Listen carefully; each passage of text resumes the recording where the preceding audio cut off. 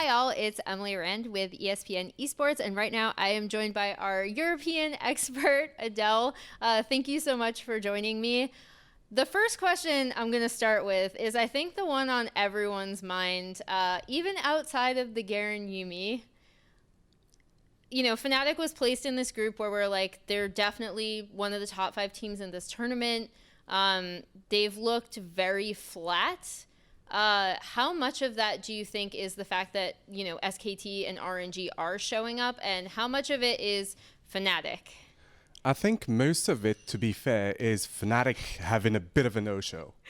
Because if you look at the situation, Fnatic hasn't played this way at all during the regular season, during the summer split. They have been super decisive in the past. This time around, for some reason, they forgot to be like a little more decisive. I don't know if it's their drafts just not matching their usual playstyle. Also, their drafts not allowing them to team fight against SKT or against RNG, if you look at it more carefully. But overall, I really don't like what I'm seeing from Fnatic, and I'm really, really dreading that maybe they've lost a bit of confidence.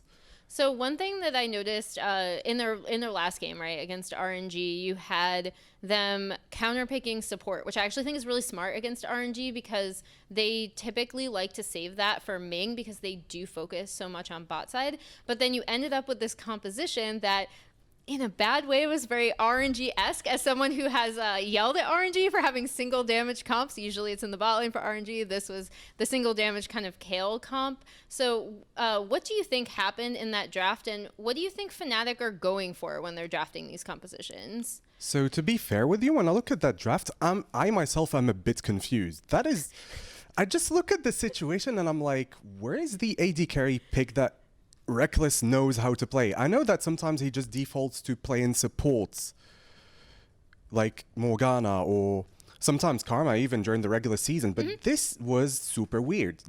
Why is he not playing those picks that provide more damage to Fnatic? So that's something maybe we're going to find answers to during the next few games. But so far, I do not really have an answer to this question. Yeah, I mean, I think like from my outside perspective, and again, like I don't watch as much Europe as you do, right? From an outside perspective, it seems like they kind of lost. They like wanted to counterpick and they wanted to do all these things in draft that went up against what RNG liked to do, but then they lost sight of the fact that their composition only really had like 1 point of damage. In your opinion, since they are, you know, at a deficit, that RNG loss is actually super important because it looks like SKT is definitively getting out, and now RNG has a leg up on Fnatic. What do Fnatic need to do in the second round robin to get out of this group? I think they need to play with a lot more confidence than in the previous games. And also, I do hope that we get to see more of that early game Fnatic that attacks the bot lane, that attacks all of the other lanes, whichever they need to attack to secure a lead. Because right now, I do not see this Fnatic moving forward. Yeah, that is sad because I actually, so like my I guess hot take is that Fnatic are still like one of the better teams at this tournament, despite the fact they haven't been performing that way. But moving on to Splyce, who I think, you know, coming out of play-ins, they have obvious strengths. They have very obvious weaknesses as well. It's not anything that they themselves are not aware of. Like, they even joke about it. Like, the players have joked about it with me, with you in interviews. Like, our mid-game sucks, Splyce mid-game blow, whatever. What have you thought of Splyce's performance? Because in terms of, like, in-game play, I think we're still seeing the same issues, but I also think that they could have taken some of these games. I think they could have won all 3 games, to be honest. Right now, they won only 1 against Gigabyte Marines when Gam just flexed 3 picks at once. But when I look at their game against FPX, I'm like, that is a massively missed opportunity, especially when you look at how FPX's comp just wants to get on Splyce's comp. And you have Veigar, you can just stop that. But for some reason that didn't quite happen. Maybe it's just that the comp that Splyce went for is not within the comfort zones of the players. Maybe that's the reason. But on the other hand, if that's the only issue, maybe Splyce is going to make it. It's just a matter of calibrating their play the right way. What did you think of the J team game where they lane swapped? Because J team, I will say, like, credit to them. Like, I actually think J team have been performing a lot better than I expected. You know, they were able to spot that out with the old lane swap wards, which was a very smart thing that they recognized about Splyce's comp going into that game. But what did you think of Splyce's execution in that game?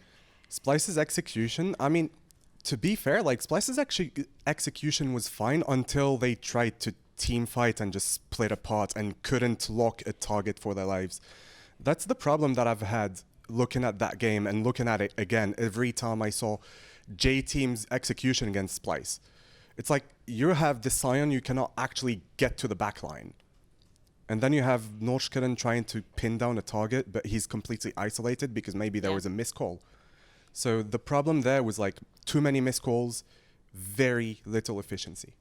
So we're going to move away from Splyce to the pride of Europe right now, G2 Esports, who a favorite coming into this tournament, one of my favorites to win the entire thing. And I think they've shown up, like they've proved that thus far with their play. What do you think of how G2 has done so far? So far, G2 have acted like typical G2. For better or worse. The HKA game? Yes. I mean, the HKA game was full of happy little accidents.